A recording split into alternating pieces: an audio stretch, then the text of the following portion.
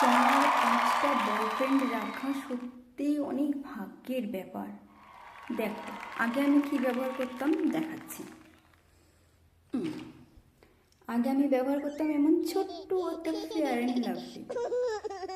আর যবে থেকে আমি 4-5টা বয়ফ্রেন্ড রেখেছি তবে থেকে আমি কি ব্যবহার করি জানো? চলো দেখাই। এই দেখো, Mamaearth tea tree face wash, oh sorry ये क्रीम था।